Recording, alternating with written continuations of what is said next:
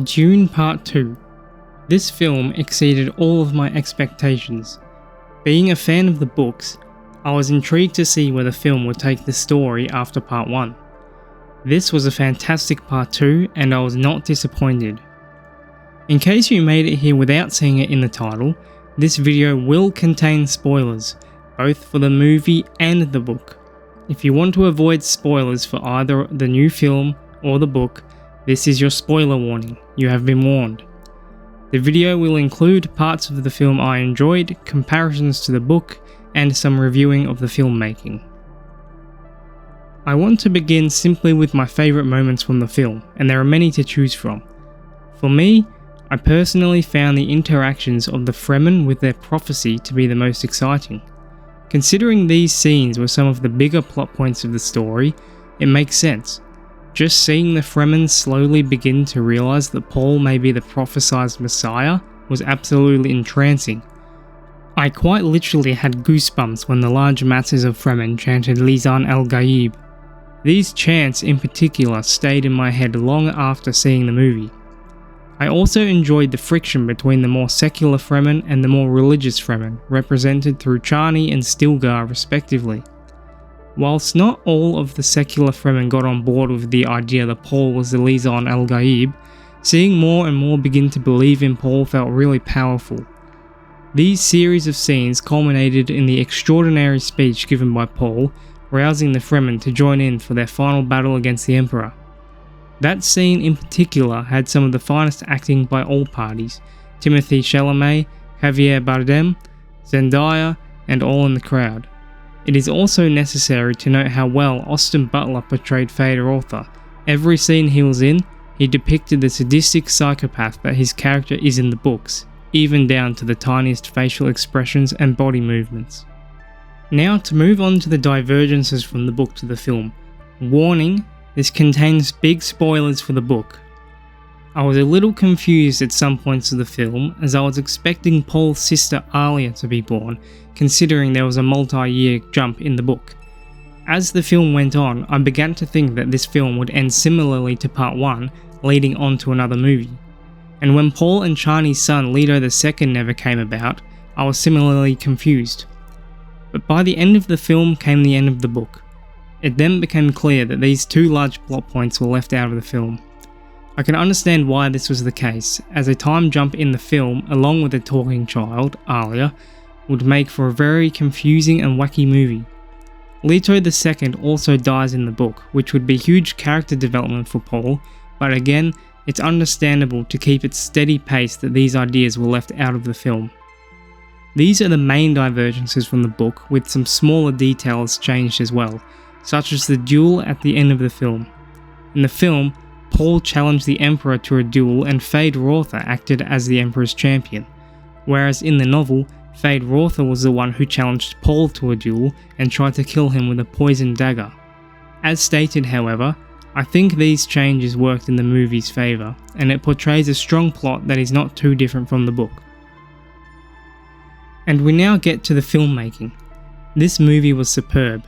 The acting, sound design, music, landscapes, sets, and camera work were all done to an exemplary level.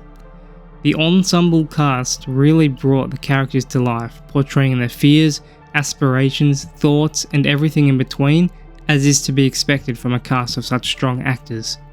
The direction by Denis Villeneuve was outstanding, and all of the filmmaking aspects mentioned came together to create a fantastic movie. The sound design, both the effects and the music, added so much to the film. Hans Zimmer's music amplifies the emotions of each scene, whether tension, triumph, or anticipation. The choral singing added a sense of grandeur and really made sure the audience understood the importance of the scenes that this was heard in. This was particularly the case when major plot events were underway, such as when Paul first rode a sandworm on his own. The landscapes of the Middle East, filmed in Jordan and Abu Dhabi, make Arrakis seem familiar yet distinct, with the vast emptiness of the desert making Arrakis feel truly uninhabitable. The sand dunes are their own character, dangerous to all yet able to be weaponized and wielded by the Fremen. The use of colour in the film, whether natural lighting such as filming during the sunrise or sunset for a red look, or artificial lighting such as the black and white gladiatorial fight scene adds emotion to each scene. Red sunlight makes viewers feel warm, connected to the characters as they interact, whereas the black and white feels contrastingly cold and disassociated from the characters. It builds a relationship between the audience and the characters on screen. Paul and his friends under the warm red sunlight feel sympathetic and close, which is completely different to Fade Rotha in the cold black and white sequences, which feel distant and scary. The camera work similarly helps in building character, whether by showing a close-up to see how a character feels about what happened, or displaying how a character walks, which can help the audience understand how that character thinks about themselves. An example of this is how Fade Rotha walks with a swagger, thinking of himself as important and unstoppable. Were there negatives to this film? Well, no film is flawless, but there aren't a great deal of negatives I can think of. Hence, all of these are some forms of nitpicks. Don't look too much into them.